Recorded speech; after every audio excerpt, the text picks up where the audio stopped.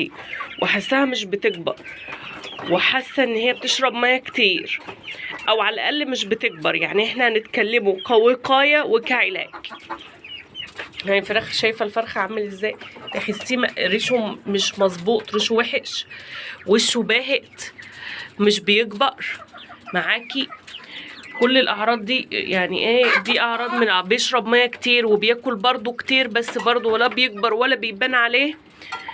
ده العلاج، يعني احنا كده بنعالج.